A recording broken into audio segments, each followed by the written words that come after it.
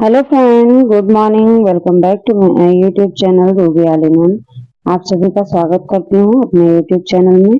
और फ्रेंड्स, आज का ब्लॉग जा रहा है आप लोग के साथ शेयर कर रही हूँ, क्योंकि आज है हमारे भैया और भाभी की एनिवर्सरी है और सुबह के बज गए हैं 7। गर्मी बहुत ज्यादा है फ्रेंड्स, और हम लोग नहा के धो के तैयार हो गए हैं, क्योंकि आज भैया भाभी सत्यनारायण भगवान की कथा सुनने वाले हैं अपनी शादी की सालगिरह पे। तो आप लोग को भी हम सत्यनारायण भगवान की कथा सुनाएंगे कि हमारे यहाँ किस तरीके से होती है। तो प्लीज आप लोग वीडियो में लास्ट तक बने रहिएगा। और इधर पंडित जी भी आ चुके थे फ्रेंड्स। तो पंडित जी कथा के पहले जो चौक वगैरह पूरनी रहती है वो काम अपना कर रहे हैं। उसके बाद स्टार्ट करेंगे पूजा, भगवान को स्नान करवाएंगे। उसके बाद कथा वगैरह जो भी रहता है वो होगा। तो आप लोग प्लीज वीडियो में लास्ट तक बने रहिएगा और हमें कमेंट में जरूर बताइएगा कि आपको वीडियो कैसा लगा। शारदो वन्ति देवाजत्रान सदादर्शं तनो न पुत्रासो यत पितरो भवन्ति भानो मध्यानि विगता युगन्तो आदितमाकाश पिता पुत्रा विसवे देवः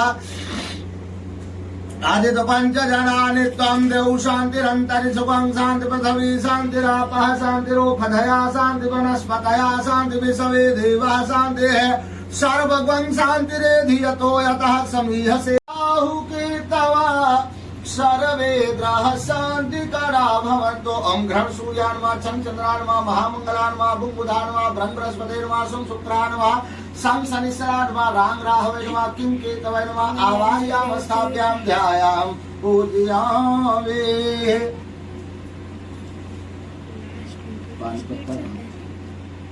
परमात्मने श्री प्राण पुरुषो प्राण देव से सिद्धारः गल्पे वैवस्वनंद्रेष्टाविनि शत्रुजुगे कलियुगे कल्पथं तणे रम्बोदेवी भारतो श्री भारतखंडे आर्यावर्तांगति से उत्तर प्रदेश से अयोध्या से बाराबंकी जनपद भजावतो द्रमदेतम देशतसप्तम संकदम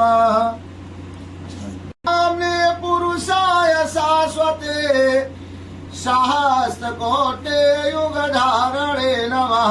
स्नानार्थं प्रत्येकं स्नानं समर्पयामि। आवाहि सुप्रतिष्ठित सर्वेभ्यो देवेभ्यो नमः। ओम गणानान्तः गणपति गुंघवामहे प्रियाणान्तः प्रियपति गुंघवामहे निधीनान्तः निधिपति गुंघवामहे वसो मम अहमजानि गतम त्वामास्नानार्थं प्रत्येकं सर्वेभ्यो देवेभ्यो नमः।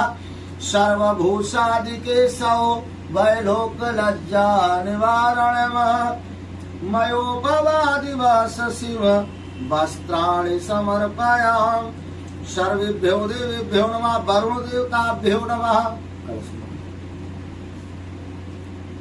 सर्वभूतमयोपवा वस्त्राणि समर्पयामि।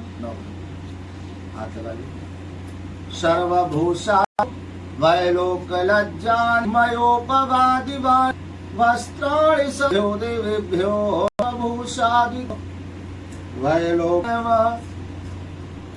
शिव अच्छतान सुरश्रेष्ठं कुमकुम कामना दिव्यम कामली काम संभवम सुरसे यज्ञोपवीतं परमं पवित्रं प्रजापतये सहजं पुरस्तात् आयुष्यमग्रं प्रतिमोक्ष शुभ्रं यज्ञोपवीतं बलमस्तु तेजादिनो प्रभु मया नीतानि पुष्पाणि मालिकादीन सुगंधीन मालित्या मया नीतानि पुष्पाणि पूजार्थे प्रभु पूजार्थं प्रतिगृहीताम्। सर्वेभ्यो देवेभ्यो मालित्यादीन वै प्रभु मया आगरे सर्वदेवानां धूपोऽयं प्रतिगृहीतां धूपं समर्पयामि। सर्वेभ्यो देवेभ्यो नमः। धूपं दर्शयामि समर्पयामि।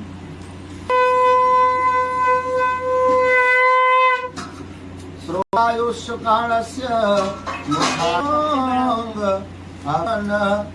शर्करा खंड खाद्यानि तदुचिरं गतानि च आहारं भक्षि भोज्यं समर्पितां पद्भ्यां भूमता श्रोता प्राणाय स्वाहा। अगर भगवान नहाइए तब चलिए बस चाहा जरा लीजिए। पुंगी फलम महादिव्यम नागवल्लीधरेरुतम एलालवं चूर्ण संयुक्तम तांबूलम प्रतिगृहीतम् सर्वेभ्यो देवेभ्यो नमः। पुंगम महादिव्यम नागवल्लीधरेरुतम एलालवं चूर्ण संयुक्तम तांबूलम प्रतिगृहीतम् तांबूलं समर्पयामि दक्षिणाद्रव्याणि समर्पयामि सर्वेभ्यो देवेभ्यो नमः। विरलगर्भगर्भस्थं हेमबीजं विभावसो अनन्तपूर्णफलं विक्रम दक्षिणाद्रव्याणि समर्पयामि सर्वेभ्यो देवेभ्यो नमः। विरदाय सुराप्रियाय लंबोय सकलाय जगधिताय नागाननाय सकयज्ञ विभूषिताय गौरी सुताय गणनाथ नमो नमस्ते। त्वां वैश्वरे सत्तन्त वीर्या विश्वस्य बीजं परमासि माया सम्मोहितं देवी समस्तमेतं प्रसन्ना भुव मुक्तहितं मन्त्रपुष्पाञ्जलिं समर्पयामि।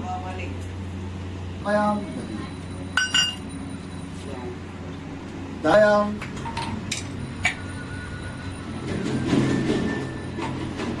हेलो गतस्तुभ्यं प्रदस्यामस्कारार्थं प्रत्येतां बताइए बताइए बताइए बताइए तुभ्यं प्रदस्याम अस्नानार्थं प्रत्येतां घृत सहज पुष्पणसुन्नं सुसाधमधुरं मदं तेजा पुष्यकरं दिव्यं अस्नानार्थं प्रतिगृहीतां मधुस्नानं समर्पयामि शर्करास्नानं समर्पयामि।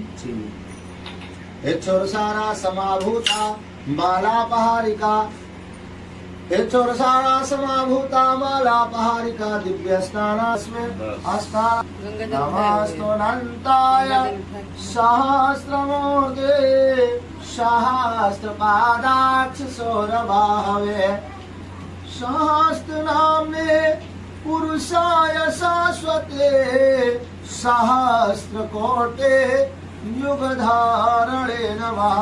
अस्नानार्थं प्रत्येतां अस्नानं समर्पयामि।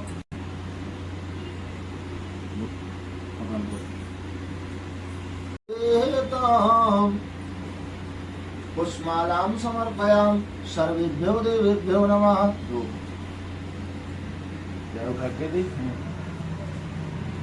ओम वनस्पति रसोद्भूतो गन्धाद्यो गन्धोत्तमः आग्रे सर्वदेवानां धूपोऽयं प्रतिगृहीताम्।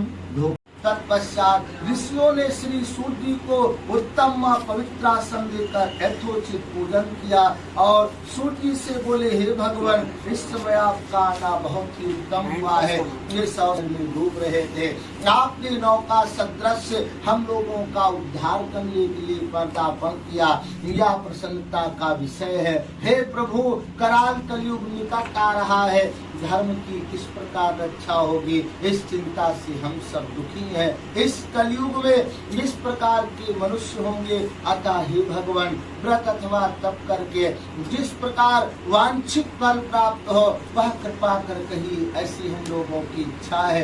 शौनकादि ऋषियों की प्रार्थना पर सूर्य जी बोले हे ऋषिगण आप धन्य है आप जैसे मनुष्य ही सत्य पुरुष कहे जाने के योग्य है जो कि परोपकार के लिए चिंता करते हैं और दुष्टों से कष्ट पाने पर भी उनको सुखी देते हैं। हे परोपकारी शौनकादि ऋषियों इसी प्रकार लक्ष्मी पद विष्णु भगवान से बात नारद मुनि ने पूछा था जिस प्रकार आप लोगों ने मुझसे पूछा है इसलिए हो सकता है। यही मन में सोचते हुए वीणा को बजाते हुए तथा हरि का गुणगान करते हुए विष्णु लोग आप आदि मध्य और अंत से रहित है। आप निर्गुण और तीनों गुणों सतरस्तम की आत्मा तथा संपूर्ण। हे नारद, तुमने भली बात पूछी है। इससे संसार का कल्याण होगा, प्राणी पापों से मुक्त होकर परम पद को प्राप्त होंगे। हे नारद, इस देह को परोपकार में लगाना चाहिए, क्योंकि हे मुनिश्रेष्ठ नारद, मेरा तो स्वभाव यह है। अतः एक छोटा सा उपाय मैं आपसे कह रहा हूँ, उसे ध्यान से सुनो। इसी से मानव का कलयुग में कल्याण होगा।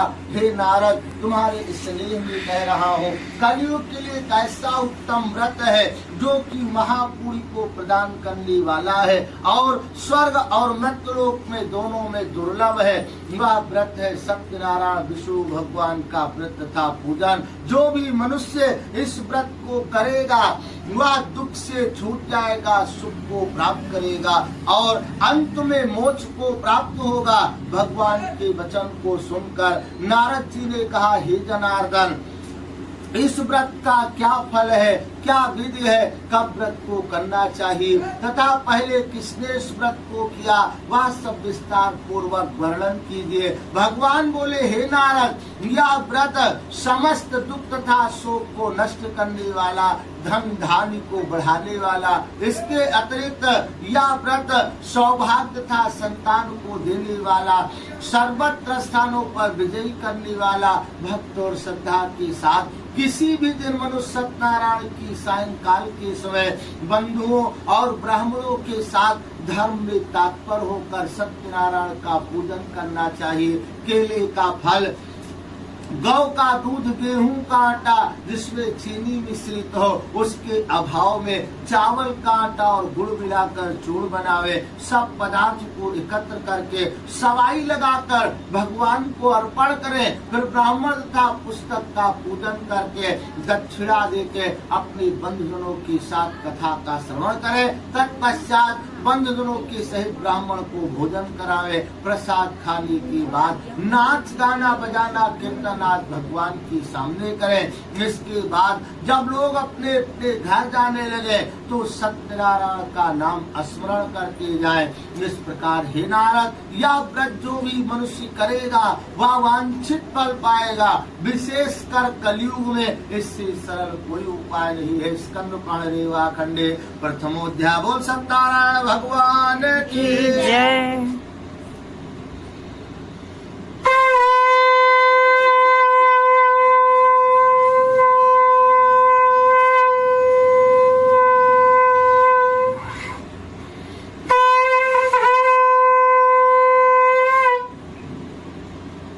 ब्राह्मण को देखकर भगवान को दया आ गई, क्योंकि भगवान को ब्राह्मण अधिक प्रिय है। जैसा कि भगवान ने स्वयं कहा है, भगवान ने वृद्ध ब्राह्मण का रूप धारण करके उस दुखी ब्राह्मण से आदर पूर्वक पूछा, हे ब्राह्मण, आप किस लिए दुखी होकर इस पृथ्वी पर नित्य भ्रमण करते हैं? हे तिलोत्तम, वह सब कहो, मैं सुनना चाहता हूँ। ब्राह्मण बोला, हे भगवान, मैं एक दरिद्र ब्राह्मण हूँ, दिन भर पृथ्वी पर भिक्षा के लिए भ्रमण करता हूँ। हे प्रभु, यदि कोई उपाय हो तो कृपया कर बताएं, जिससे इस मांगने से मुक्त मिले और दरिद्रता दूर हो। ब्राह्मण के प्रश्न का उत्तर देते हुए ब्राह्मण अर्थात भगवान बोले, हे ब्राह्मण देवता, आप सत्यनारायण का व्रत और पूजन कीजिए, वही वांछित फल देने वाले हैं। अतः हे ब्राह्मण, आप मेरी बात मानकर यह व्रत धारण करेगा, सुख को प्राप्त करेगा और अंत में मोक्ष को प्राप्त होगा। वृद्ध ब्राह्मण रूपी भगवान अंत में व्रत का विधान बताकर अंतर ध्यान हो गए। ब्राह्मण देवता अपने मन में सोचने लगे कि वृद्ध ब्राह्मण ने तो बहुत विधिवत लाया है, मैं वह किस प्रकार कर सकूंगा, क्योंकि दिन भर भिक्षा मांगने पर कुटुंब का पेट नहीं भरता है। इस चिंता से निमग्न होकर रात भर ब्राह्मण को नींद नहीं आई। प्रातः काल उठकर शौचादिक क्रिया से निवृत्त होकर उसने मन में यह संकल्प किया कि आज के दिन जो भी ग्राम में भिक्षा की मांगने पर मिलेगा, मैं उसी से सत्यनारायण देव का पूजन करूंगा। यह संकल्प मन में करके वह ब्राह्मण भिक्षा के लिए घर से बाहर निकला। भगवान की कृपा से उस दिन उस ब्राह्मण को बहुत सा धन प्राप्त हुआ, अर्थात उस दिन देवी देवताओं ने उस ब्राह्मण पर कृपा की। अतः ब्राह्मण ने उसी धन से बंधुओं को बुलाकर प्रसन्नता पूर्वक भक्त और श्रद्धा सत्यनारायण स्वामी का विधि पूर्वक पूजन किया। पूजन और व्रत के प्रभाव से समस्त पापों इस प्रकार जो मनुष्य उस ब्राह्मण की भांति सत्यनारायण का व्रत करेंगे वह संपूर्ण दुखों से छूटकर मोक्षान ने व्रत के प्रभाव को नारद जी से कहा।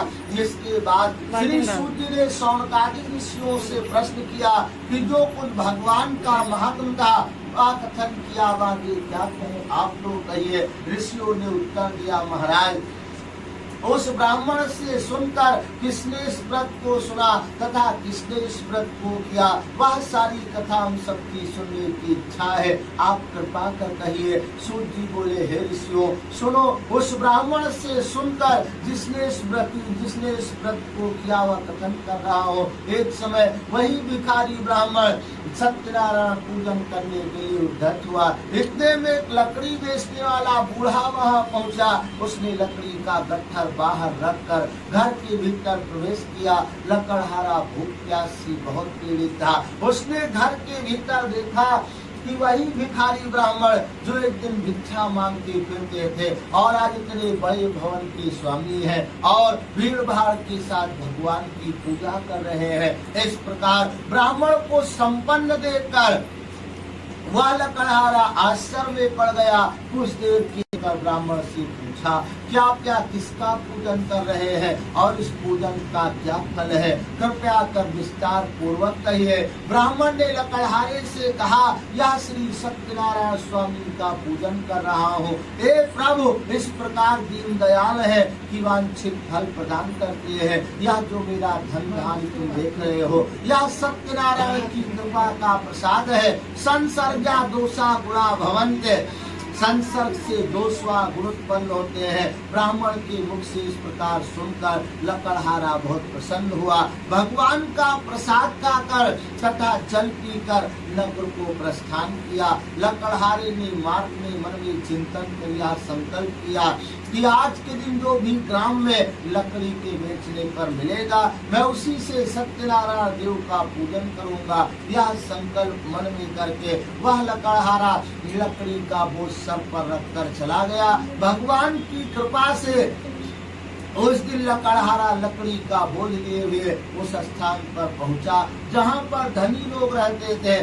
जाते उसे लकड़ी का दूना दाम मिल गया। तत्पश्चात लकड़हारे ने प्रसन्न दिल से पक्के पक्के केले के फल, शक्कर, घी, दूध, गेहूं का आटा मोल लिया। इसके बाद घर पहुंचकर उसने बंधुओं तथा ब्राह्मणों को बुलाकर विधि पूर्वक सत्यनारायण स्वामी का व्रत और पूजन किया, जिसके प्रभाव से वह लकड़हारा धन तथा पुत्र को प्राप्त किया और वह जब तक संसार में रहा सुख भोग किया। अंत में सत्यपुर को गया। स्कंद पाणदेवा खंडे दीर्घोध्या। बोल सत्यनारायण भगवान की जय।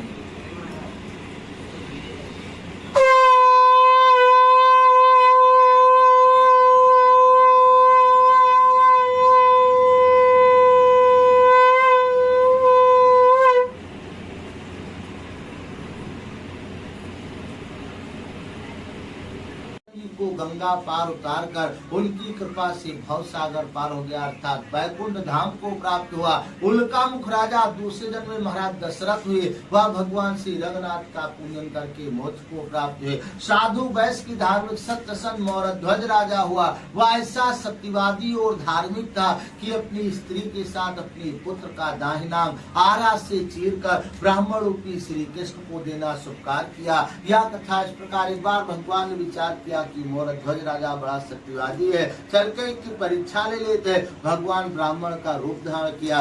वो अपने साथ से एक सिंह लेके साधु ब्राह्मण का लेके राजे के दरवाजे पहुंचे। जा बाल लगा हुआ, कहा मौरध्वज बाबा कहा हमारा काम बहुत दूर से चल के आ रहे हैं, हम लोगन की भूख प्यास लगी, आप क्या भोजन मिल जाए। मौरध्वज कहा महाराज चलो भोजन तैयार है। भगवान कहा मौरध्वज हमरे साथ एक सिंह है, जब तक की भोजन ना करे तक हम लोग भोजन ना करवे। है। मोहरत ध्वज कहा महाराज आपका सिंह काक है। भगवान कहा मोहरत ध्वज तुम्हें का ताम्र ध्वज के दहने का मांस के कहा साथ ही शर्त है। कहा तुम और तुम्हारी स्त्री आरा से काटो वहाँ सुनावा है। मोहरत ध्वज कहा महाराज हमारे पुत्र का शरीर कोई के काम आ जैसे इच्छा का है। तुरंत आराम गाय का अपने पुत्र का बीच से चीर का लेगा भगवान के सिंह के सामने डाल दिया। और की बात कहा चलो महाराज आपको लोग भोजन करो चले। भगवान ने चौका बैठे कहा मोहरत ध्वज कहा का ताम्र ध्वज का गुरु कहा मानस तो खत्म हो चुका। भगवान कहा मोहरत ध्वज एक बार आवाज तो लगाओ। मोहरत ध्वज कहा महाराज कहा संसार में पुत्र शोक से बढ़कर कोई बड़ा शोक नहीं होता है। और कहा वह अपने पुत्र आपके सिंह का दिए चले आ रहे हैं और मैं से कहा अपने पुत्र का आवाज लगो। कहा महाराज आपको घुराओ। भगवान तुरंत घुराओ बेटा ताम्र ध्वज तुरंत दौड़ता हुआ भगवान के कन्या में बैठेगा। भगवान का अपने हाथ से भोजन करावा और के बाद स्वयं भोजन किया। और के बाद जब भगवान चलेला तो कहा मोहरत ध्वज कुछ मांगा था तो मांग लो तो सारे दरवाजे खुले हैं। मोहरत ध्वज गोड़न गिरगा कहा प्रभु कहा आपके दर्शन मिली कहा है बहुत है। और कहा कुछ नहीं मांगा है। मोहरत ध्वज की स्त्री कहा प्रभु हम एक वचन मांगा थे। कहा मांगो कहा कि घनघोर कलयुग आ रहा ऐसी कठिन परीक्षा और किसी से न ले हो नहीं पहले तुमका काटदारी लिखा तो बात की बात है। भगवान कहा तथास्तु और विमान मंगावा सबका बैठाए का अपनी बैकुंठपुरी का ले जाते है। तुरंगत ध्वज जो राजा है दूसरे जन्म स्वयंभू मन सपरूपा हुए वह 7 दिन की श्रीमद् भागवत पुराण का बैठावा। 7 दिन पुराण का सुना जो 8वें दिन हवन पूजन का किया। भगवान स्वर्ग से विमान भेजा ओमा बैठ का सब कोई बैकुंठपुरी का जा स्कंद पुराण देवा खंडे पंचमोध्याय बोल सत्यनारायण भगवान की जय।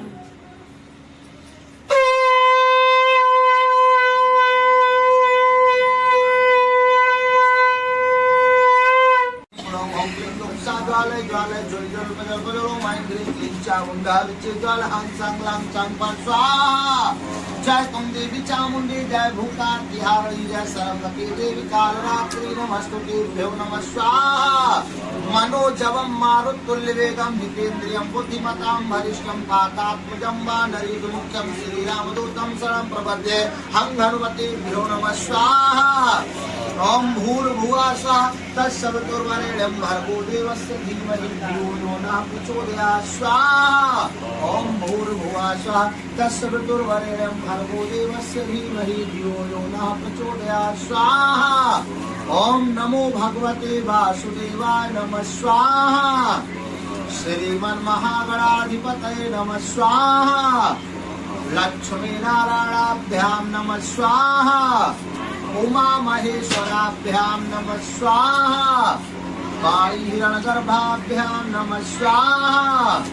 शची पुंडराभ्यां नमः स्वाहा। ग्रामदेवताभ्यो नमः स्वाहा। वास्तुदेवताभ्यो नमः स्वाहा।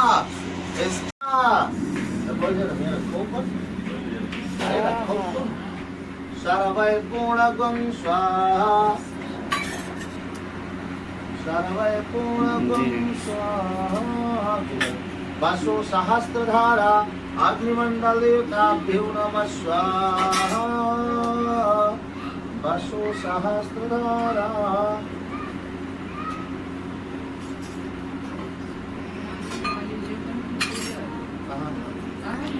जय लक्ष्मी रमण स्वामी जय लक्ष्मी रमण सत्यनारायण स्वामी सत्यनारायण स्वामी जनपद हरणा।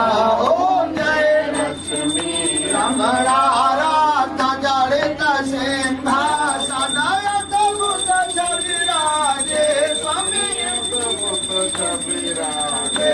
नारद करत निरंजन नारद करत निरंजन हे कलिकारा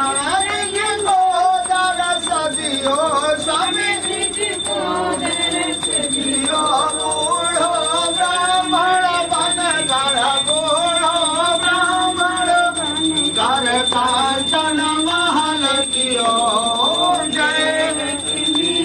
बड़ा आदुरा वाला भील कठोरा दिन पर कृपा करी स्वामी दिन पर कृपा करी